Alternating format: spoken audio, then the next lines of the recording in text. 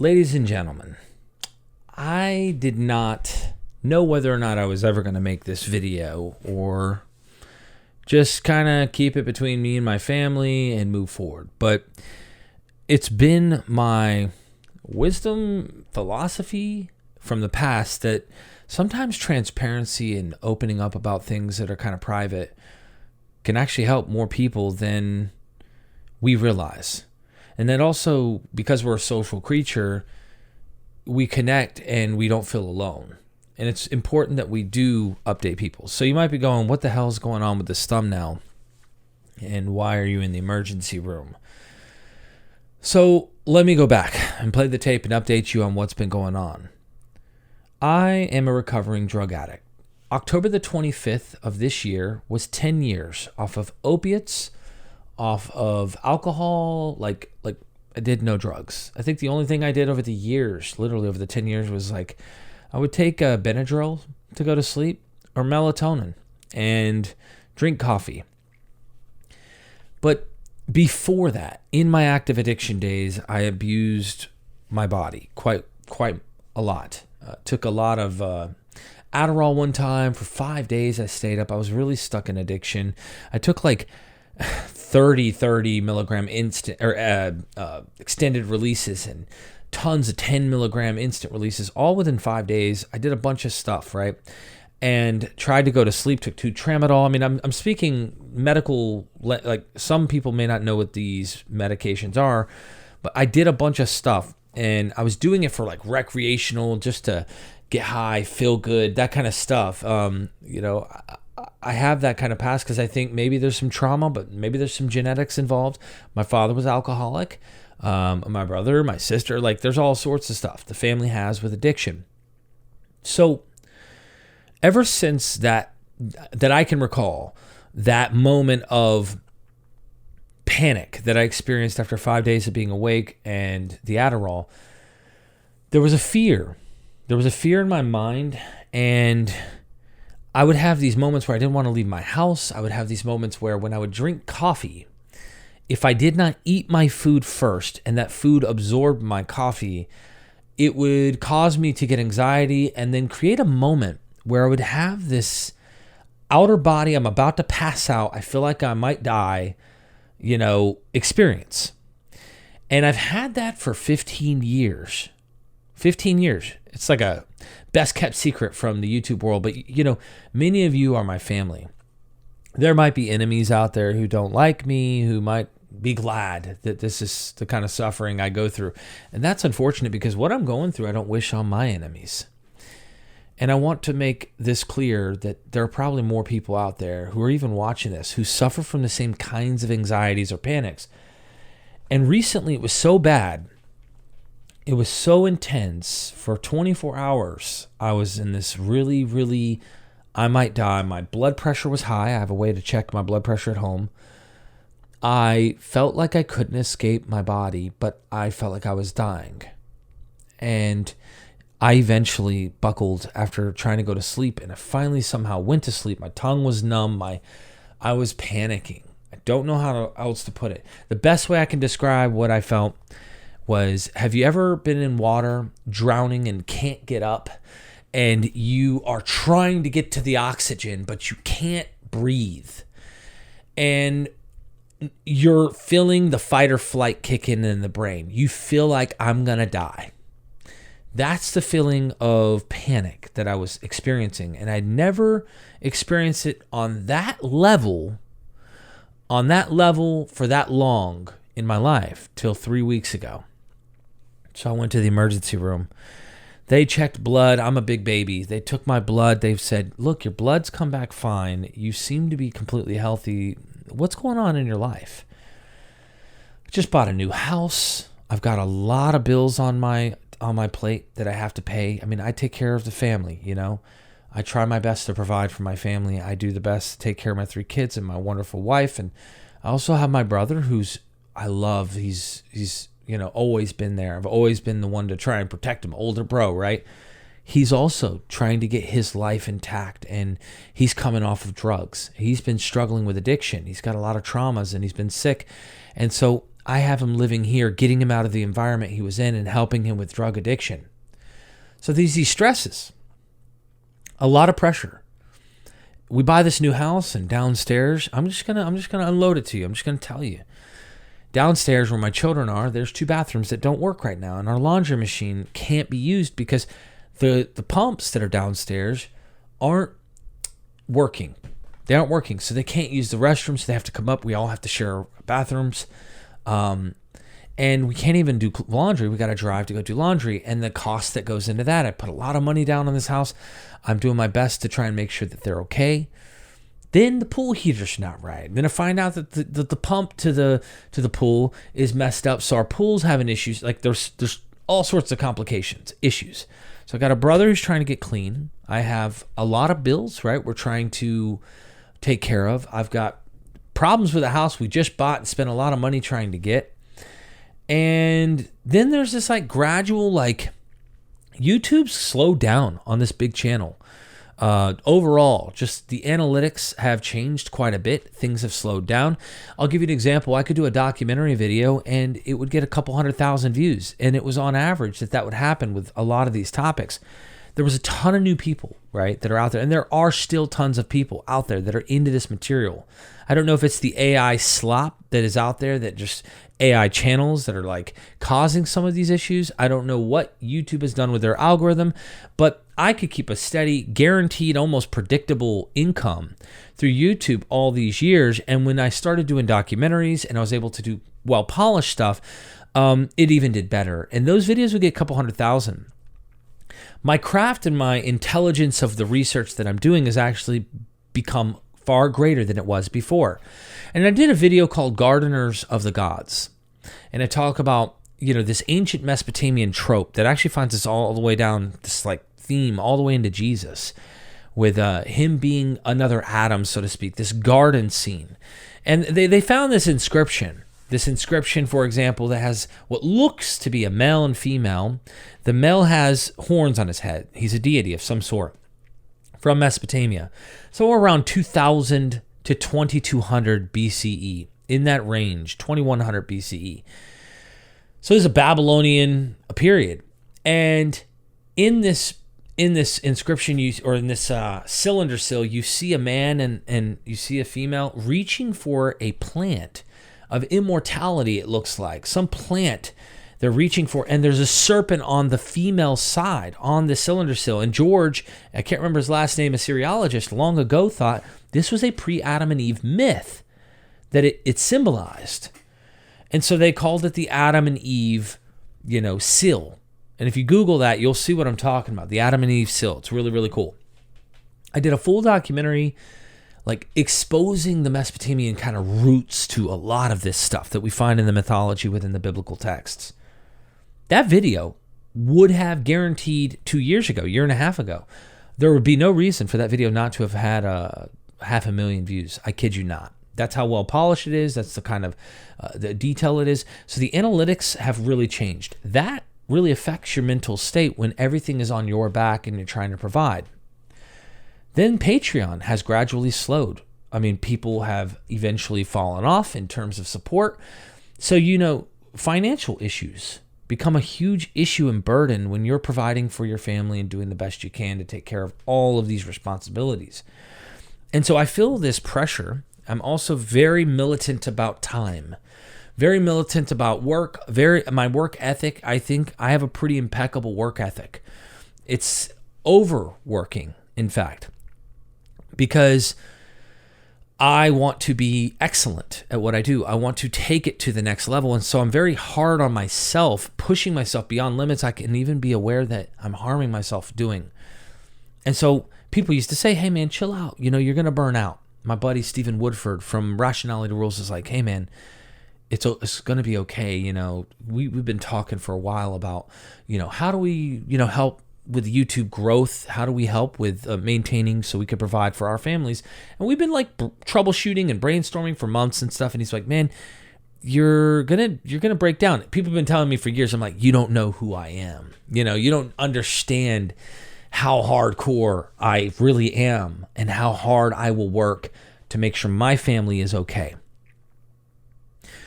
I hit that wall and didn't even know it. Physically, I'm fine, but mentally something cracked, and I could not let go of the fears of losing things, the family, not having this house.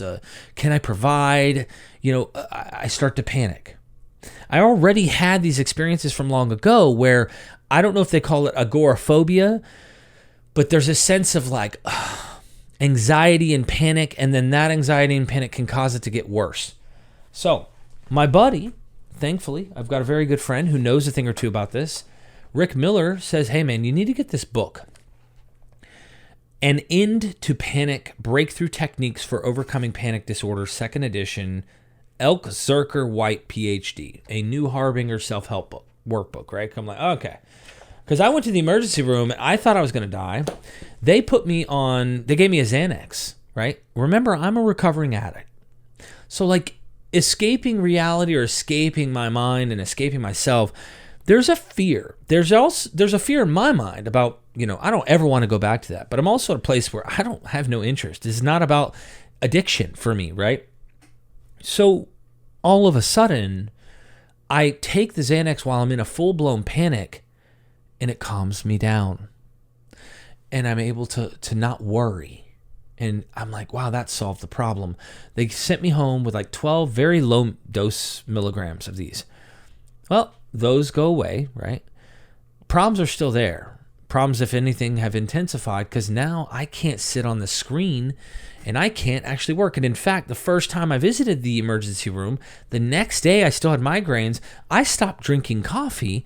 So I'm having symptoms of coffee withdrawal. I've been drinking it for years, at least a cup or two a day. And then all of a sudden, I start to think maybe I have vertigo.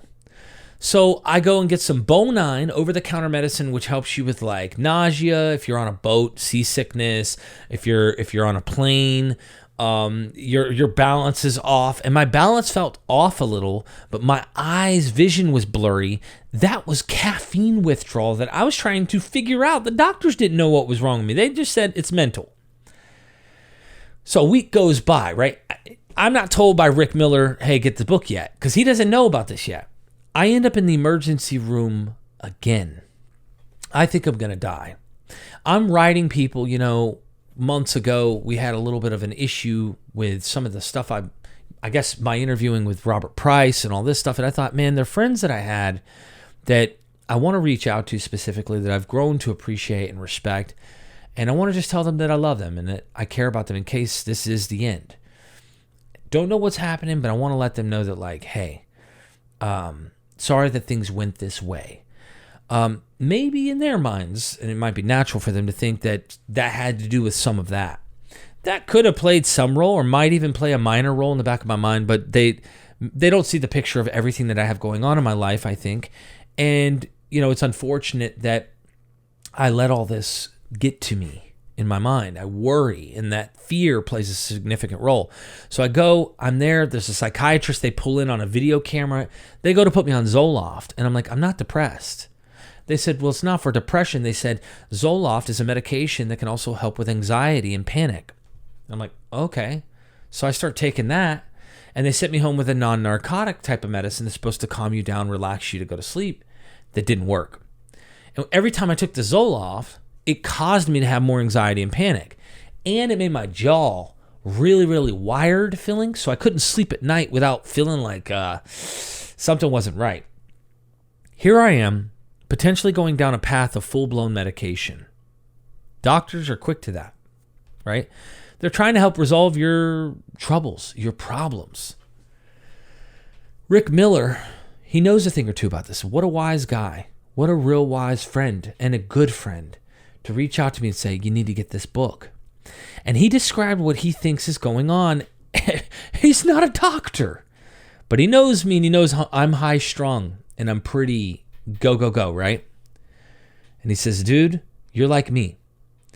And he says, what's happening likely is you need to take some techniques to figure out how to handle your own problems and stresses. Breathing is a big problem. Because you'll hear me talking, and especially during the past 3 weeks, I'm like really high strung, and I'm also very irritable. I'm not happy, like I'm like anxious, and I'm doing my best to hold it together, and I'm not breathing, holding in breath. And he said, what's happening is your body needs carbon dioxide. You breathe in oxygen and it turns this to carbon dioxide. Your brain needs that. And when you don't give your brain enough of that, it goes into fight or flight. So then you start to panic. You start feeling funny because your brain is saying something's off. That little bit of feeling of anxiety causes you to fear more that you're about to have an attack.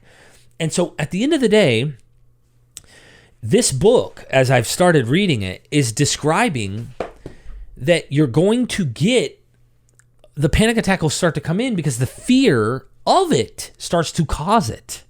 And so you're stuck in this vicious circle you don't know how to get out of. So after the second emergency room visit, I needed to see a doctor. And I went to a doctor who helped me, in case I needed to escape, prescribe me Valium. That's a narcotic. It's a benzo, we call it. It is a very addictive drug that can be abused.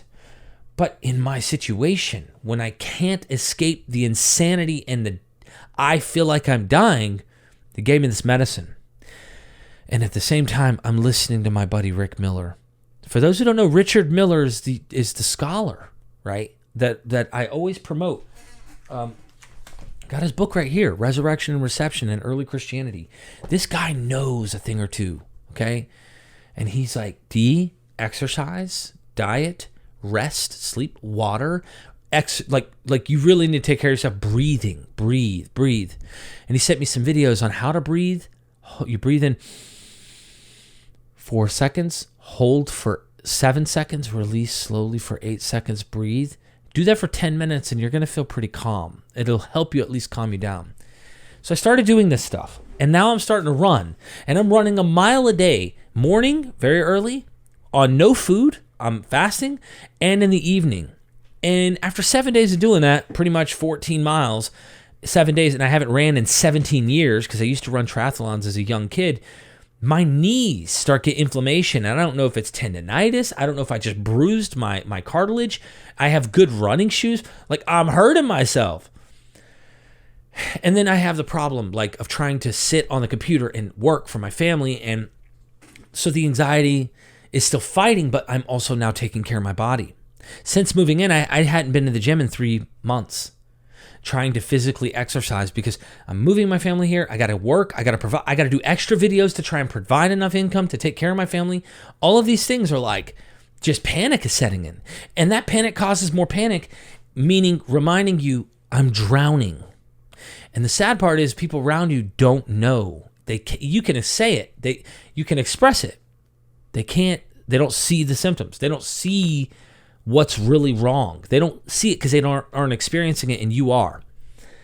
And my buddy Rick's like, avoid that medicine at all costs. Because he knows that we both have this kind of tendency, right, for wanting to escape the reality that we're in.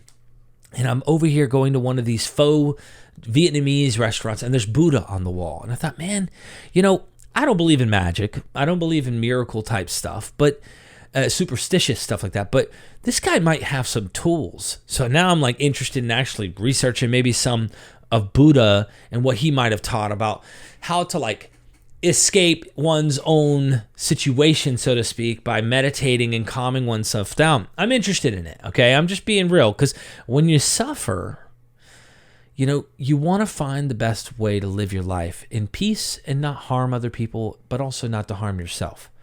And this little saying came to my mind. Derek, be good to yourself. Take care of yourself so that you can be good for others. Because I haven't been the best for my own family. I've been a mess. I've been a nightmare with arguments and all sorts of stuff that goes on in my own household. All because of this anxiety and panic and worry that I've had on my plate. I mean, I don't know how to describe it, but the introduction to this book really nailed what I'm going through. If you could only run away from these sudden, terrifying attacks, your heart is pounding heavily or fluttering a mile a minute, high blood pressure. You can't seem to get enough air. Your hands are numb, your chest is tight, you feel dizzy and unreal. You fear doing the everyday things that other people normally do, going to the supermarket or to a movie, driving a car or crossing a bridge. My wife's been driving my car lately because I usually just drive, and she's cool. Like, she likes that. And I've been like, please drive. I can't drive. You are scared. Even if you realize there is no realistic basis for your fear. I didn't know that. I really thought I had medical condition. Second time I went to the emergency room, they scanned my brain because my granny died of brain cancer. My uncle Bubba died of brain cancer. And I'm wondering, is this hereditary? They scanned my lungs to see what's going on. And everything came back okay. My blood, my lungs, my head. What is wrong with Derek? What's wrong with me? The psychiatrist comes in, the Zoloft recommendation, get this non-narcotic that'll relax you.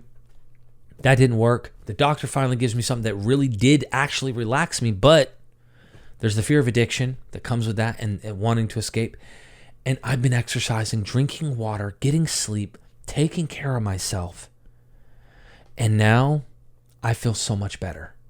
I'm starting to. Like, the moments will come, but I'll breathe. And I go, don't worry. It's going to be okay. If you lose your house, it's going to be okay. You'll find another house. If things fall apart, it's okay. You're okay. Your family, you guys have been in way worse situations and made it through the worst. My mind for weeks could not let go. When everyone was telling me let go, I couldn't see it. So it's sad because I wish I just took their words and was able to go, oh, okay, yeah, I just not care. Like, I've been the one really caring and trying to make sure that they're all okay financially. Like, it was hard for me to even see that. So then I'm fighting with my wife and we're arguing, we're struggling, we're going through so much. And I'm the one causing all of this in my own brain and don't realize it. So I have to sleep in a hotel room that night because I'm so angry and I'm so, like, I don't know how to describe what's going on in my mind and I'm panicking. And I had some time to think. And I realized, Derek, you are your biggest problem. Just calm down. Just relax. Everything's going to be okay. Rick Miller sent me an interesting quote because we both have been a part of associations in the past. And he says, hey, that serenity prayer, bro? Instead of God, grant me the serenity, pray to yourself. Say, Derek, grant yourself the serenity. How's it go? Grant yourself the serenity to let those things go you cannot change, to change the things you can, and to accept, it's like this. It's just like, dude, do what you can, do the best you can, and don't beat yourself up. That's the prayer, right? Now, they usually pray to God, asking God for that strength, but he's like, not, because he's like me. We don't think there is a God. But at the end of the day, I'm like, you know what? You're right. Derek, chill. It's going to be okay. I don't know. I'm thinking of the funny meme that everyone knows. Daddy, chill. Daddy, chill. He's like, what the is even that? But I've been like overthinking it. And I know that I have problems. I'm sure there are things medically, but like, I'm going to be okay. So I started exercising. I started eating healthy. I started vlogging some of this stuff on my phone and explaining where I've been at on the run. In fact, I could attach these things. If you wanted me to, I'll piece them together. I'll show you the mornings and the evenings of me running to try and get out of this shit. I started documenting. I stopped at like day 9 or 10. Okay, stopped documenting it. But I'm feeling better now. And so I feel like I needed to tell you because, like, if you're a YouTuber who makes a living out of this, or if your job, life, whatever, like, and you're going through something like this and people don't understand this. I mean, the description of this is even more. It goes, you are scared. Even if you realize there's no realistic basis for your fear, you feel that you can't handle it. You just can't cope. You think that you may lose your mind, totally lose control, collapse, or die, except that you cannot run away from your body. If this description sounds familiar, you may be one of the many who suffer from panic disorder. And like so many who have this condition, you may unwittingly hold to certain beliefs that help to maintain that disorder. Some of these beliefs are that anxiety should be avoided at all cost, that anxiety and panic symptoms can last forever and even get worse and worse, and that such symptoms can escalate to physical disaster, heart attack or stroke, or psychological, going crazy, and or behavioral, losing control harm. These beliefs, the emotional fear, and the physical symptoms feed on each other. The anxious, chronic apprehension that you develop over the possibility of another attack ensures that the cycle will continue. The fear of those things. I'm working out in the gym. I'm getting my blood pumping recently, and my blood pressure's rising, and that made me think I'm about to have a panic attack. That feeling and fear that I had of what sent me to the hospital to begin with, just from a natural thing that I know has to happen if I'm exercising. Anything that is like a symptom of something that were related and connected to that experience, made me feel like I'm about to have the panic attack. So I have to get over the fear of those things in order to even, and how do you get out of the loop, right? So I've been exercising, I've been doing all the things that they've been telling me to do, and it's starting to work. But most of all, I had to kind of let go. I had to kind of just go. You can do the best you can, and everyone watching sees you do the best you can. That's what matters the most. Now, I know my channel's about religion and history and mythology and all of that kind of stuff, but it's also about Derek Lambert, and a lot of you watch and you want to know my journey and my stuff. But this is personal, but this is something I guarantee you someone watching is going to be like, yo, I relate. It may not be on the same level, the same extreme length that mine went, but I can tell you that if you do some of this stuff, decide maybe you want to get this book, and End to Panic, there are some tools that they give you to help you overcome it. Now, I say all that to say, I'm going to keep doing the best I can to keep providing for my family, to keep doing what I need to do. I hope that anyone who's watching this understands that you can too, that you're not alone, that I didn't expect this. I didn't ask for this to happen. But sometimes we're hard on ourselves, and we need to be better to ourselves. So here's a little video telling you what's recently gone on in my life, what's recently happened. I kind of lost control, didn't know what was going on. I'm at the emergency room. They're doing all sorts of medical stuff to check me out. They're prescribing me medications. And for me, last case scenario, which don't even desire to take the meds at all, have them in case. My wife actually has them. But I don't see foreseeable right now where I'm at in my mind. I don't foresee myself needing to take another one. I just don't right now. And so I want to encourage you, if you're going through stuff, it may not be the same stuff. We're not alone. We are here together. And I sincerely hope that you be good to yourself, because you can't be good to everyone else around you if you don't try to be good to yourself. You can for a time, and you're going to crash and burn like the uncrashable, unsinkable Titanic Derek Lambert. And what happened to the Titanic, right? It sank. So don't sink. Take care of yourself. And that's my message. I just want you to know where I'm at. It scared the crap out of me. And I hope that you take those words, let's get healthy together, take care of our bodies. I promise you, it's not too late. If you got breath in your lungs and you're doing it, and you don't have a terminal disease, come on. And even then, you can't control it, right? So we have to find a way to cope. I love y'all. Thank you for watching this. Sorry for the long video. I figure I'd fill you in. And never forget, we are Myth Vision.